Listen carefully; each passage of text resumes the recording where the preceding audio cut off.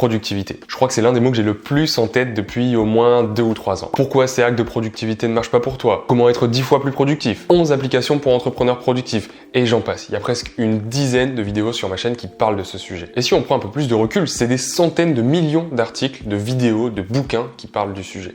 Mais la productivité, c'est pas quelque chose qu'on trouve du jour au lendemain, comme ça, après avoir lu un article qui regroupe le top 10 des applications dans la catégorie productivité sur l'App Store. Être productif, c'est créer un système sur mesure qui s'adapte le mieux possible à son propre objectif. Parce que d'après sa définition, être productif, c'est fournir ou produire quelque chose en quantité. Mais qui dit quantité dit unité de mesure. Donc pour savoir si on est productif, il faut savoir quoi mesurer. Et ça, bien sûr, ça dépend de nos propres objectifs, mais aussi de comment on les interprète. Est-ce que mon objectif d'être libre géographiquement se traduit par un salaire mensuel à 5 chiffres ou plutôt par une semaine de 4 heures de travail avec assez sur mon compte en banque pour vivre à Bali? Bien sûr, ça, c'est chacun sa vision des choses. Mais le souci, c'est qu'en réfléchissant comme ça, on prend le problème à l'envers. Et c'est la seule et unique raison qui explique pourquoi aujourd'hui vous n'êtes pas productif.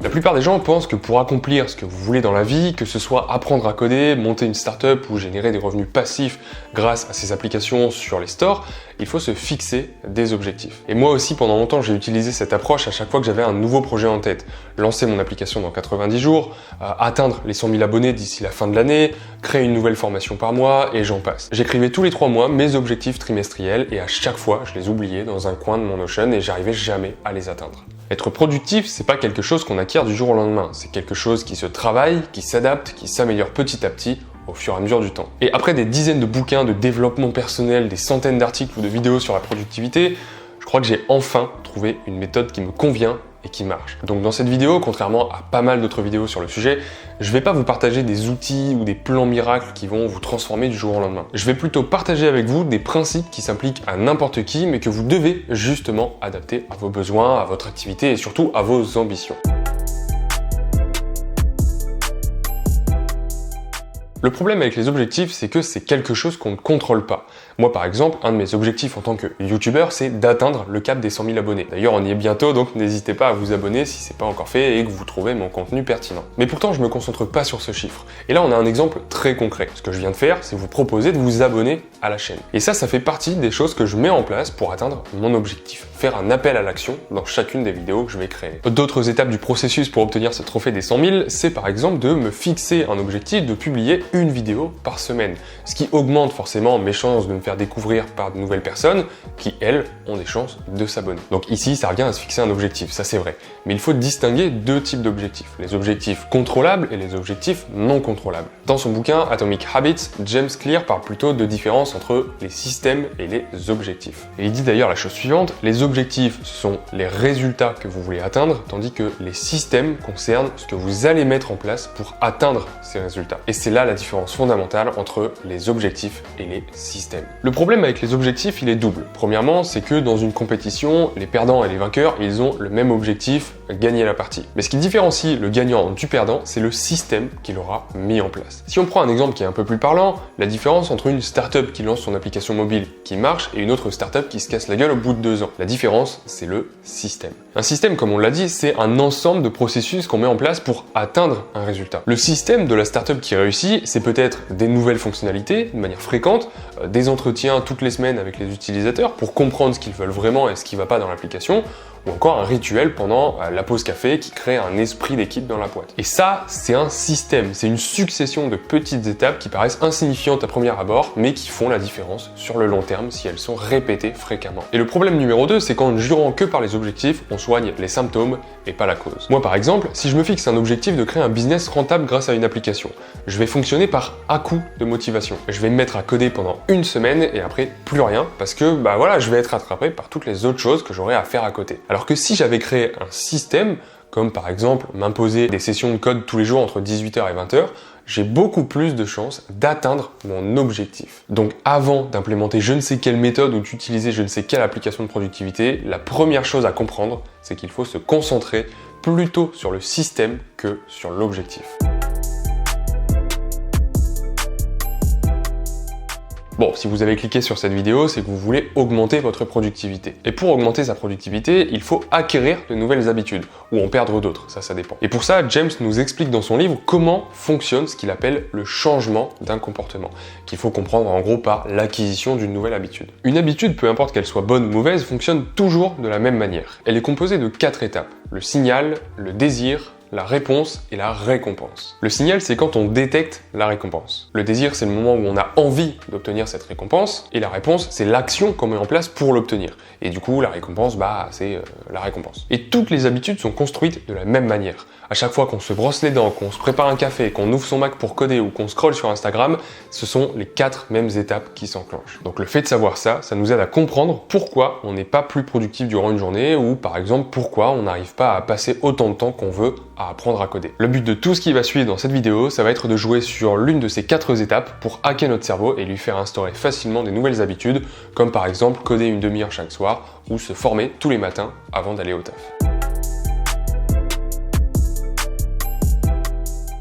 Et pour ça, James nous dévoile les 4 lois de la productivité qui permettent, selon lui, d'acquérir n'importe quelle habitude. La première, c'est make it obvious. Si vous voulez prendre l'habitude de coder 1 heure tous les matins, il faut créer un signal qui indique à votre cerveau que c'est l'heure de coder. C'est la première étape du déclenchement d'une habitude. Et pour ça, il y a plein de techniques et on en reparlera en détail un peu après, mais une solution très simple serait par exemple d'utiliser ce qu'on appelle le habit stacking, ou en français, l'empilement d'habitudes. Je ne sais pas si vous avez déjà remarqué, mais souvent le matin, on a une routine matinale bien précise et complètement automatique. On se lève, on prépare un café, on va se brosser les dents, on s'habille et on va bosser.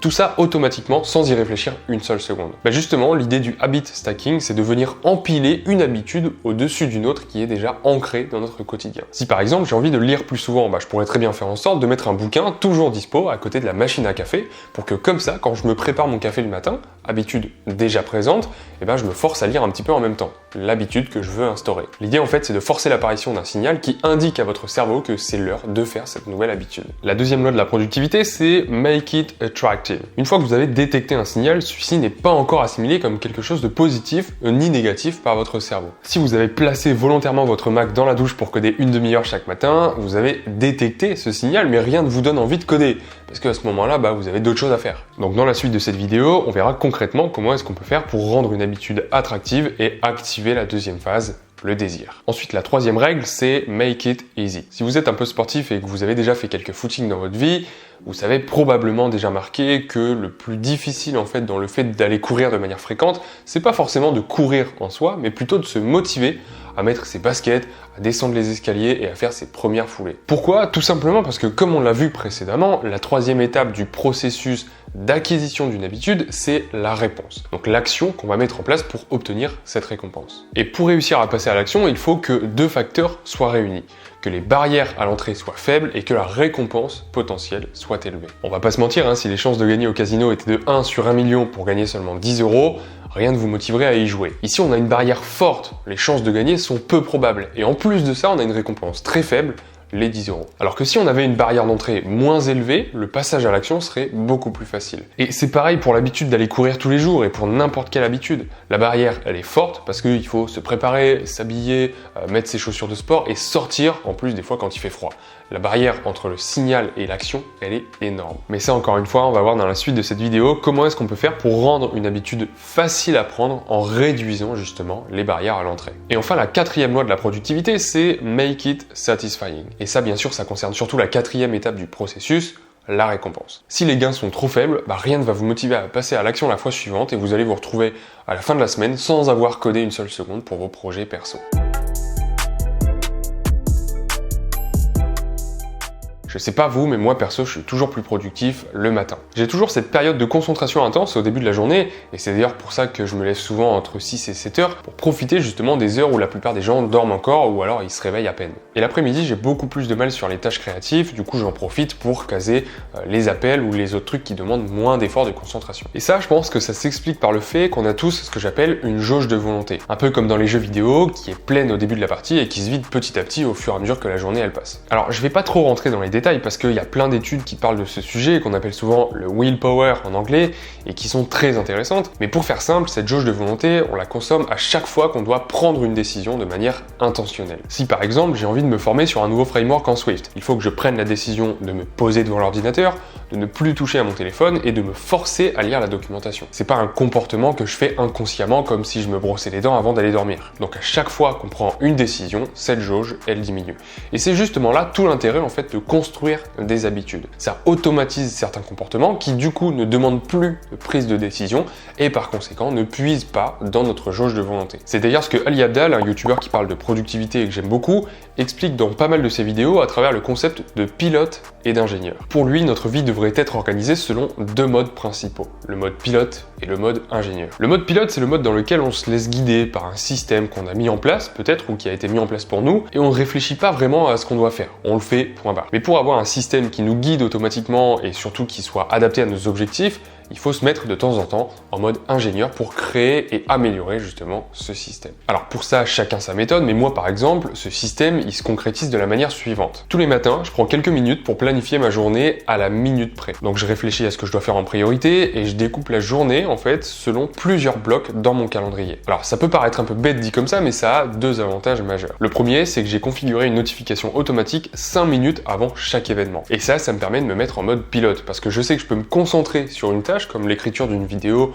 ou l'ajout d'une fonctionnalité sur une application, sans me préoccuper de l'heure qu'il est ni de ce que je dois faire après. Je sais que c'est ma montre qui va m'avertir en temps voulu. Et le deuxième avantage, c'est que ça m'évite d'avoir à prendre une décision à chaque fois que je termine quelque chose et que je passe à la tâche suivante. Donc là, on joue à la fois sur la première et sur la troisième règle de la productivité, make it obvious et make it easy. Alors maintenant, il faut encore que l'habitude soit attractive. Et en d'autres mots, que les obstacles à l'entrée soient les plus petits possibles, comme on disait tout à l'heure à propos des footings. Et pour ça, la méthode du calendrier, elle fonctionne très bien parce qu'elle diminue l'obstacle qui est votre volonté, ou plutôt votre manque de volonté, qui vous empêcherait en fait de faire ce que vous avez à faire. Mais pour réduire encore plus cet obstacle et donc rendre une habitude attractive, on peut aussi jouer plus globalement sur son environnement. Si tous les articles et les vidéos de productivité vous disent la même chose, qu'il faut une pièce dédiée pour travailler et que le téléphone y est strictement interdit, c'est pas pour rien. C'est parce que justement, l'environnement dans lequel on se trouve joue un rôle hyper important dans les résultats qu'on obtient. Si vous placez un bouquin dans chaque pièce de la maison dans laquelle vous passez le plus de temps, même aux toilettes, vous aurez forcément plus de chances de lire davantage. Si vous avez un bureau minimaliste et rangé en permanence, vous aurez forcément plus de chances d'y passer plus de temps. Et si vous placez vos baskets à un endroit bien visible dans le couloir, vous aurez forcément plus de chances d'aller courir plus souvent. Et c'est pour ça que j'essaye en permanence d'optimiser mon environnement pour qu'il favorise des comportements que je veux avoir et qu'il en décourage d'autres que je veux réduire. Par exemple, à chaque fin de journée, une fois que j'ai fini de bosser, je range complètement mon bureau et je le prépare pour le lendemain matin. Un truc tout con, mais je mets un bouquin bien en évidence à l'endroit où j'ai l'habitude de lire,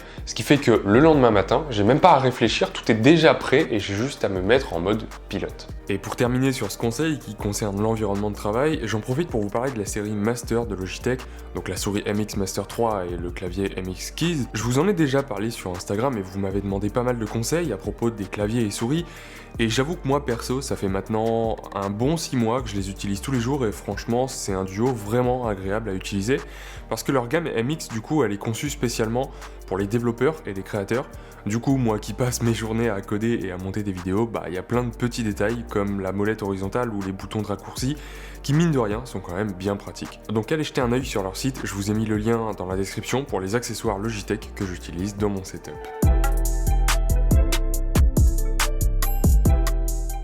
Donc à ce stade du processus, on a un système qui nous permet de créer un nouveau comportement, comme coder 1 heure tous les soirs, ou lire au moins un chapitre par jour, ou encore se former régulièrement. Mais ces comportements-là, ils sont pas encore ancrés dans nos habitudes, et c'est quelque chose qui n'est pas encore automatique. Ce qui fait qu'on peut très bien tenir ce système pendant plusieurs jours, voire plusieurs semaines, mais à la moindre baisse de motivation, tout s'effondre. Et ça, c'est parce qu'il vous manque une variable dans l'équation, celle de la satisfaction. Qu'est-ce qui fait que vous n'arrivez pas à aller à la salle sur la durée, et qu'au moindre coup de blues, vous passez au BK ou vous commandez sur Uber Eats?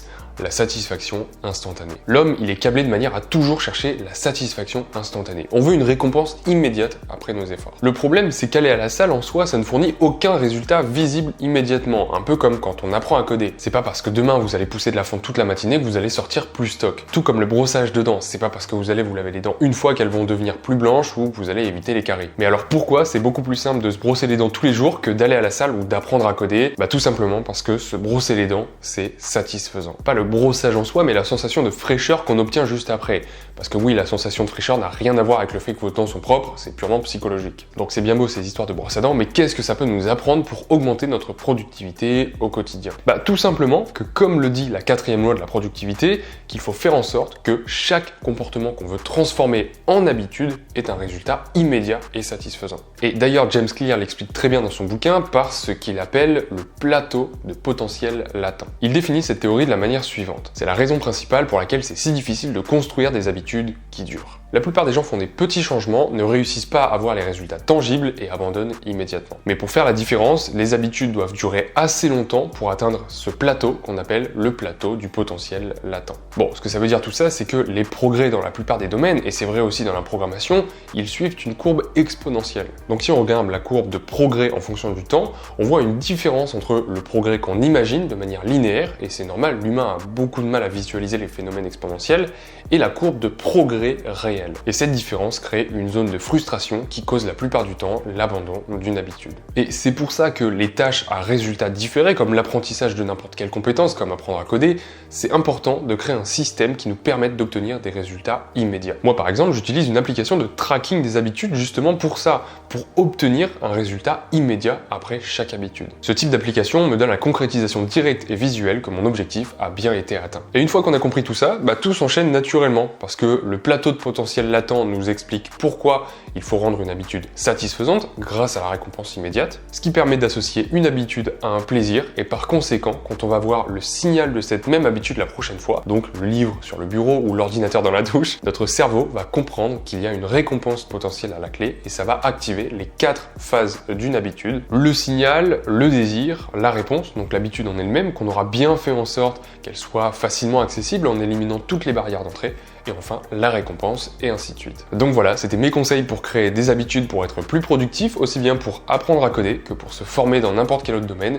mais surtout des habitudes qui durent. Donc ça bien sûr c'est pour la théorie, maintenant c'est à vous d'appliquer ces principes que j'ai fait exprès de garder généraux pour que justement on a tous des quotidiens différents, des applications préférées différentes, et c'est justement à chacun d'adapter ses méthodes à son propre système. D'ailleurs, n'hésitez pas à partager en commentaire vos conseils pour augmenter votre productivité, ça pourra forcément parler à d'autres abonnés. Et si vous voulez lancer votre propre business centré autour d'une application, j'ai créé une mini-formation de 7 emails totalement gratuits qui vous aidera à vous lancer en vous posant les bonnes questions, comme comment on peut atteindre la liberté totale grâce au code, quelles sont les stratégies à adopter pour développer une application qui fonctionne et qui génère des revenus passifs, ou encore les erreurs à éviter quand on se lance dans l'aventure entrepreneuriale. Tout ça, c'est dans la série de mails que vous pourrez recevoir dès maintenant en cliquant sur le premier lien dans la description qui vous amènera donc vers mon site où vous avez juste à entrer votre email et vous recevrez immédiatement le premier chapitre. En tout cas, j'espère que cette vidéo vous aura plu. Si c'est le cas, n'hésitez pas à me le faire savoir et à partager vos idées de business en commentaire. Et en attendant, moi je vous dis à bientôt pour une prochaine vidéo.